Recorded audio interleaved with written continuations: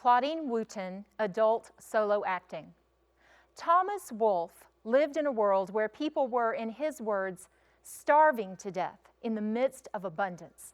He grew up in his mother's boarding house in Asheville, North Carolina, much like his character Eugene, searching for love and happiness. This is a cutting of the play version of Thomas Wolfe's novel, Look Homeward, Angel. Eugene, the midday train's just coming in. Now I need you to hurry on over to that station and advertise. Today? I did it yesterday, every day, until every room in this boarding house is filled. Now, here are the advertising cards. Stay at Dixieland, Altamont's homiest boarding house. Mama, I hate drumming up trade. It's deceptive, and it's begging. Oh, my, dream of Eugene Gant. What do you think this world is all about, son? We are all of us selling something. Now you hurry on over to that depot right this minute. And for heaven's sake, boys, spruce up, smile, show the world you're somebody, look pleasant. A new boarder arrives at Dixieland boarding house, 22-year-old Laura James. Laura and Eugene form a friendship that quickly turns into love. One day, Eugene announces to his unsuspecting mother he's leaving that day to be married to Miss Laura James, and nothing she says can dissuade him. While Eugene is packing, Eliza confronts Laura. I should have known what you were from the minute I set eyes on you. I'm looking for a room, Mrs. Gant. Why, butter would melt in your mouth. Mrs. Gant, I'm not marrying Eugene. I'm not.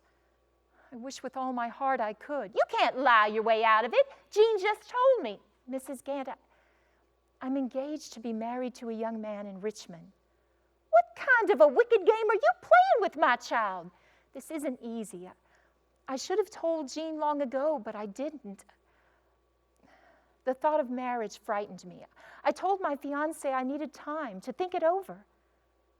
I fell in love with Eugene. I found the kind of love I've never known before. But I also found it isn't the answer. Gene is a wonderful young man. He mustn't be tied down at this point in his life. He must have room to expand and grow. He must go to college. I telephoned Philip last night. He's meeting me at the depot, and we're going on to Charleston to be married. He loves me, and in time, I will love him too. I wrote this letter for Eugene. I just couldn't tell him.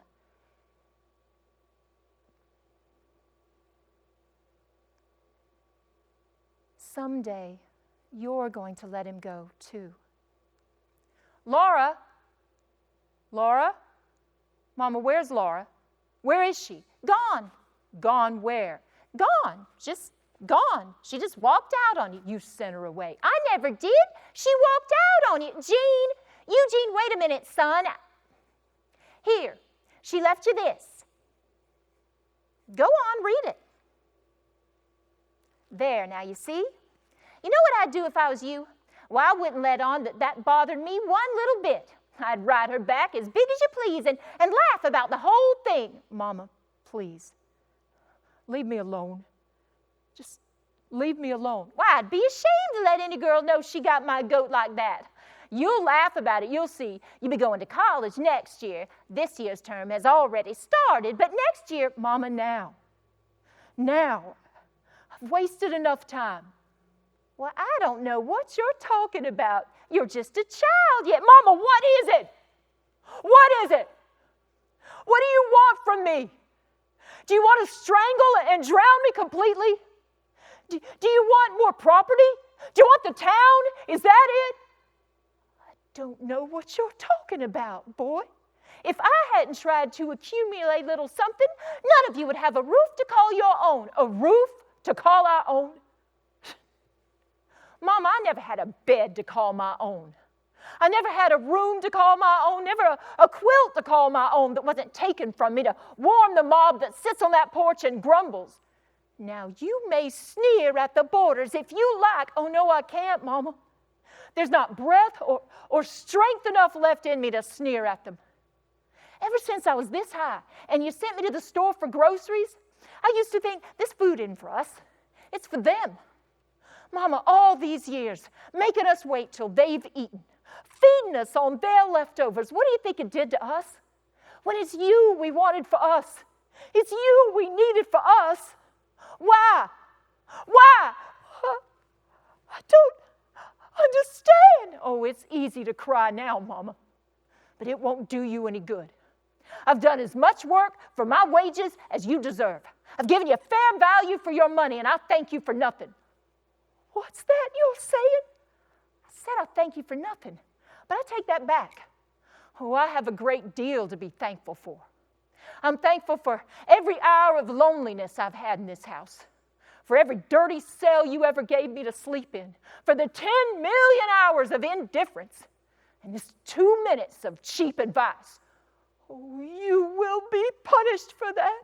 If there's a just God in heaven, oh, I have been punished, Mama. And I'll spend the rest of my life trying to get my heart back. The first move I made after the cradle was to crawl for the door. And every move I've made since has been an effort to escape. But at last, I'm free of all of you.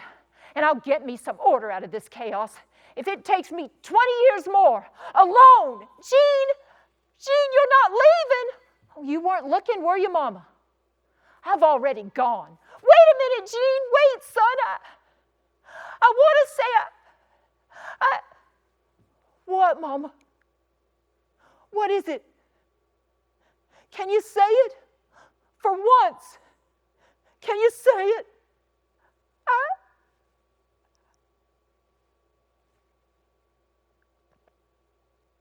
You hold your shoulders back, boy. Smile and show the world you are somebody.